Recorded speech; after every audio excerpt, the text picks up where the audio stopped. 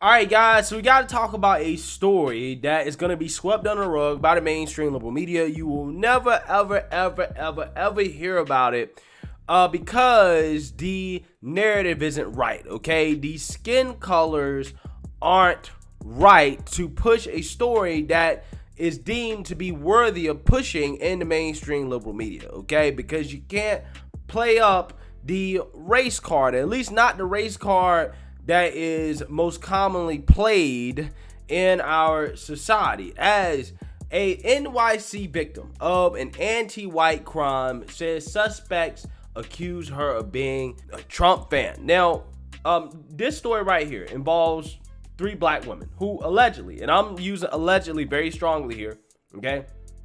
But allegedly, they attacked this grandma who's white and also happens to support Trump. Now, there's been video footage released of the suspects, these individuals, and it has been investigated by the New York City Police Department as a hate crime, okay?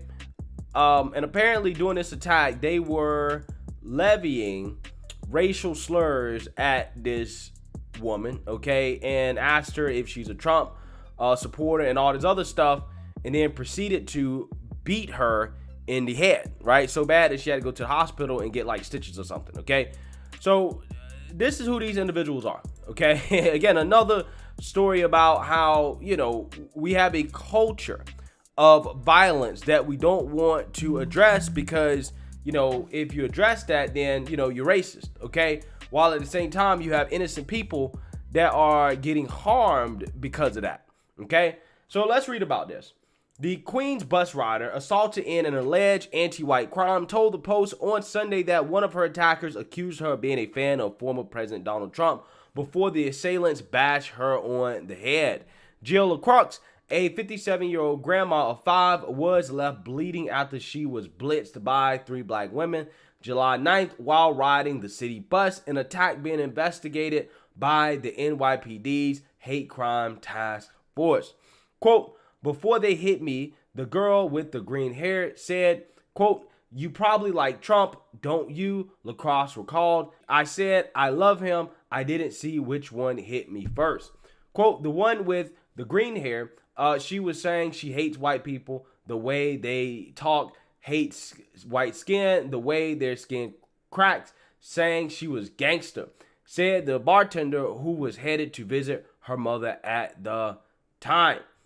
Again, I'm not really surprised by this, okay, because we do have a lot of anti-white sentiment in this country, okay? As much as the mainstream liberal media wants to play up anti-blackness, which I'm not saying doesn't exist, what I see a vast majority of in this country nowadays is anti-whiteness, because anti-whiteness has been state-sponsored, right? It's been sponsored by the American government. It's been sponsored by American corporations, because being anti-white makes you woke, right? It is a way to virtue signal and to try to make money, okay? That is what I'm saying today, okay? I'm not saying too much of the KKK, too much of the white supremacists. I'm not saying black people getting lynched in the street.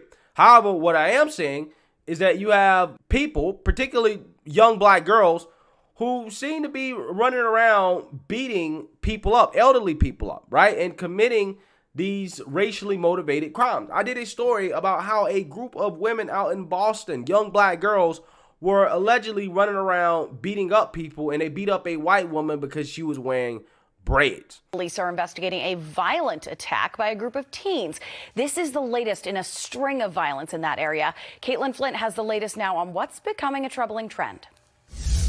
It's the latest incident Boston police are investigating in a series of violent encounters in downtown Crossing. A woman telling police Monday she was confronted by 10 to 15 teens for having her hair in braids. Police say they arrived to find a group of about 20 teenagers in the area, the victim telling them she was kicked and punched by the group, who called her a, quote, white expletive with braids. Officers say while making arrests, one teen began kicking the cruiser doors, another allegedly punching an officer in the face, and another reportedly kicked an officer several times. Several of these incidents involving teens have now been reported in the area in recent weeks, including vandalism at nearby Silvertone Bar and Grill, where a police report says teens shattered the glass storefront, and a reported assault at Black Seed Cafe, which a police report also states later turned into an assault on an officer. 5 teenagers are now facing charges in connection to this most recent incident that happened on Winter and Washington streets. Now, the victim in that case told police she identified as being Hispanic. Now, when the Boston Globe asked officers if this was being investigated as possibly being racially motivated, they did say that their civil rights unit has been notified. In downtown Crossing, Caitlin Flint, NBC 10 Boston. Wearing braids. They beat her up because apparently that's cultural appropriation. Again, this will never be covered in the mainstream liberal media, even though we need to have a conversation about who is radicalizing these people. Who is making these individuals feel the need to beat up people and attack people based off their skin color and their political affiliation or the political candidates that they support. They don't want to talk about that, and they will never have a conversation about that because they will have to point the finger at themselves. The mainstream liberal media has radicalized these folks. The far left progressives have radicalized these people, okay? Quote, I was the only white person on the bus. By the time we started passing St. John's Cemetery on Woodhaven, she started in on me saying, that's where I'm going to bury you. Wow. I mean, that's basically a death threat. She had a bag from Bath and Body Works, and she took out a scrub and said she was going to beat me with it. It was Tangerine. LeCroix said, she said, you're going to get what you deserve. All white people are going to get what they deserve. It was crazy. Yeah, imagine if, again, the roles were reversed. If these were 3 white men, or even 3 white women, really. If there's 3 white women that beat up a black woman on the bus, an elderly black woman, this would be national news, right? They would be saying this is an example of the racism that's still prevalent in this country. Okay, that white supremacists are still out here targeting blacks. Okay, that's what they would be saying. A modern day lynching by white supremacists, right? That's what the headline would be. But you will never see the headline, modern day lynching by black supremacists, right? Because this to me seems to be what it is. Black supremacy, right? Black supremacy. That's kind of what it seems like to me. But when it's 3 black women though, no story, right? And I don't want to hear nobody talking about, oh, all you do is defend white people and blah, blah, blah, blah. You never call out white supremacy. Yes, I do. When I see the white supremacy, I'll call it out. The guy, right, that shot up all those black people in Buffalo, New York, I came out here and clearly stated that guy's a white supremacist, right? He is a white supremacist. He's a leftist, but he's a white supremacist, right? Again, I did not hold any punches or try to sugarcoat it. No. That is actually white supremacy, okay? That is an issue. That is a problem that we must deal with. Lunatics like that. Obviously, we have those type of people in this country. I've never denied that. But what I'm saying is that those situations are few and far between.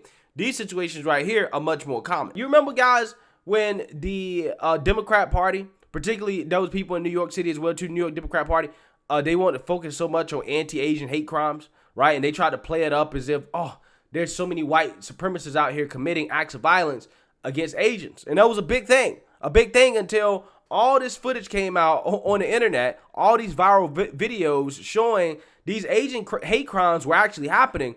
But they were actually happening not because white supremacists were beating up Asians. It's because black people, dark-skinned people were beating up these Asians. They were committing the hate crimes. And then all of a sudden, nobody cared anymore, right? Nobody cared about Asians being the target of hate crimes. Again, it's funny how that works. And that's the type of stuff that emboldens these individuals. Knowing that, well, if I do it and if I get caught, I'm not going to go to jail, right? Nobody's really going to say anything about it because it's racist and I can just get away with it, right? That is what the Democrat Party has incentivized. And this is what you get. People have been emboldened to attack people based off their skin color. LeCroix, who has 3 biracial children, said she needed 3 staples to close the gash on her head. Quote, I didn't even know how bad the wound was. She said, they sat me down on the bus. One of the passengers said, uh-oh, you're bleeding pretty bad. Question, what about all the men on that bus, right? Why didn't they step up and stop this attack? I got questions about that. LaCrosse was on a southbound Q53 bus at Jamaica Avenue and Woodhaven Boulevard. At the time, cops put out video of her 3 suspected attackers, including one with bright green hair. The victims estimates that the 3 suspects were in their late teens to early 20s. Quote, the one with green hair was the mouth, but they were looking for trouble, LaCroix said. When they got on the back door of the bus, they were laughing, and the one with the pink hair said, yeah, I kicked that baby stroller. More than a week later, the attack has left the victim shaken. Quote, never in my life have I been attacked like that, LeCroix said. They said they hate white people. So here's a story that is so under the radar that I couldn't even find a local news story, right, that really covers this story in depth. And I wish that this lady had done a live in-person interview, because I actually want to see what she looks like if the story is true. I mean, it's alleged, but I'm just saying, I'm not surprised because I've seen stories like this before. Okay, this is what is happening in cities across the country. You have these individuals, again, young black women, it seems, that have become emboldened to levy random attacks against people of different skin colors and races, right?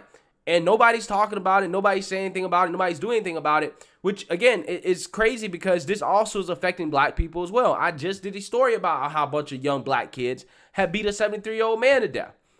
Again, this is a problem. This is an issue that needs to be addressed, and nobody's talking about it because, again, it's racist to hold a certain group of people in this country accountable. It's absolutely insane. Let me know what you guys think. Make sure you like, comment, and subscribe. Most importantly, share a black conservative perspective. Peace.